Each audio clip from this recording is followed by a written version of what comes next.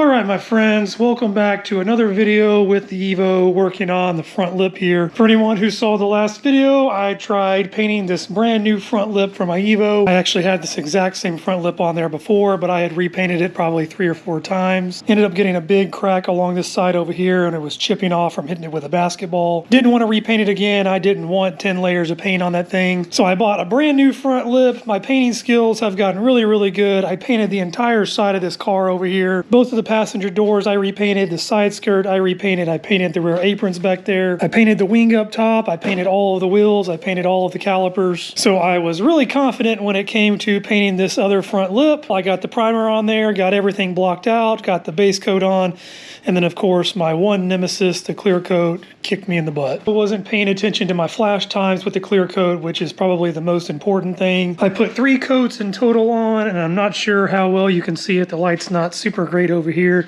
but there is a sag that runs along this whole edge right there. There we go. I think you can see it much better now. There's also a very light sag along this area right here. You can definitely see that in the light. Amazingly enough, for some reason, I did not get any runs, any drips, any sags on this part right here. Everything along this edge looked really nice. The entire center part actually turned out really good as well. And then we move over here to this side. Again, the top section came out really nice. All of this is really nice. Parts that got messed up is again right here. There's a small sag and then it actually drips down to the bottom right here. These are very obvious over here in the sunlight, so you can see this one dripping down, this one, and then this one on the corner. It's hard to see on the camera. I'm not sure how well this picks up, but there are drips along this whole edge right here. There's about 10 of them. They are really shallow. I could definitely sand and polish those out. And that was my initial plan. My initial plan was to try to tackle all of these drips, all of these runs, and try to sand and polish them. I was afraid that I was going to take so much time trying to sand and polish all of this out and then get to this and end up burning it. And then in the end, I was going to have to respray it anyway. The worst part of it though is actually on the bottom of the lip because everything decided to drip all the way down. I had lots of drip marks, and so I went ahead and decided to go ahead and tackle that. If I flip it over here, I can show you everything that I've already done. There were huge drip marks. I just took a razor blade, cut them off, and then I already started the sanding process. And then as you can see, I burned through in quite a few areas. Here's some of the areas on the other side that I went ahead and sanded and burned through at. So all of that will get touched up with base coat. Luckily, I didn't burn through anywhere on the primer, so all the primer's still good. So from here, I'm going to go ahead and start tackling the sides. I'm going to get all of these edges on this side over here, that side over there, sanded with 600. It'd be nice if I didn't burn through anywhere. Get everything nice and flat, get all the runs, get all the sags sanded down, and then this thing will be ready for base coat again.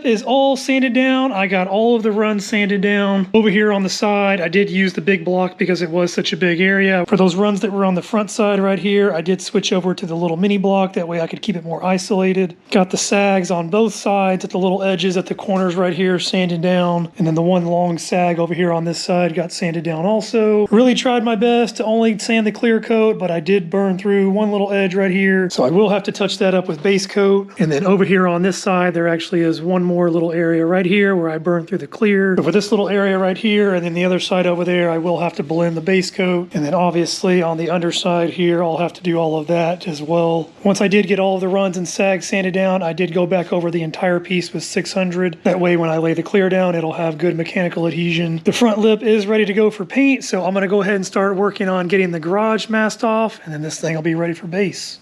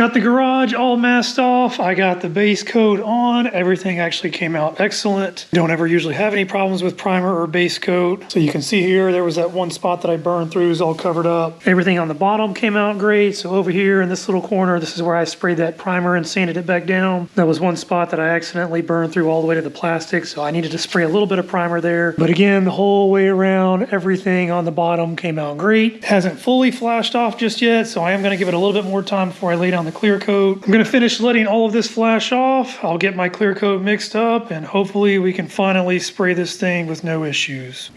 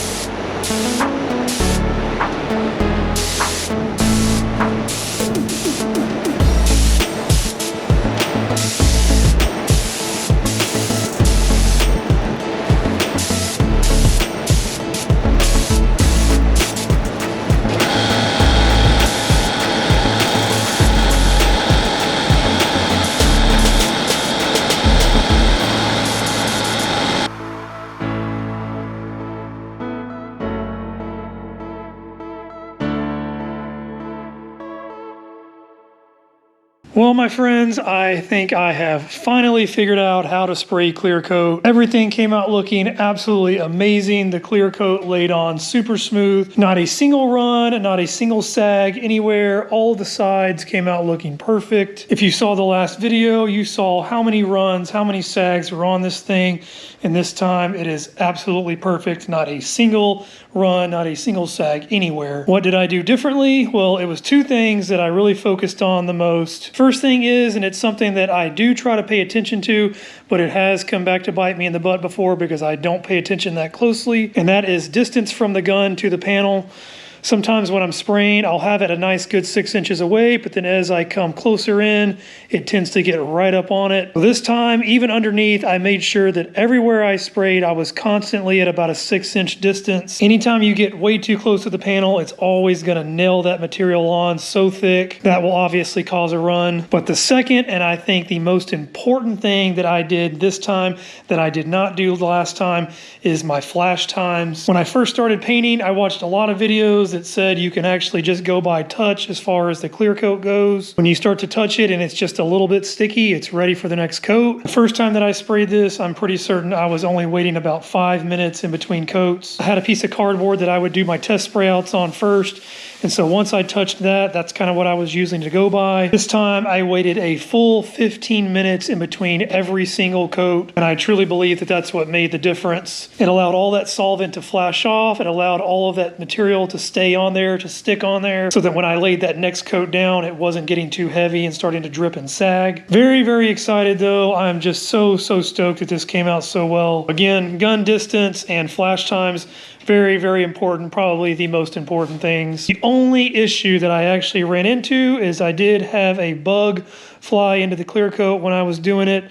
So you can see right there in the light where the paint's a little bit splotchy. I didn't want to just keep spraying clear over that bug, so I took a piece of tape, doubled it over, and then just kind of used that to dab on there and get him out. So once everything completely dries, completely cures, I will sand that down and then polish it out. I'm not going to be doing that in this video. I'm just going to take this one for a win right now.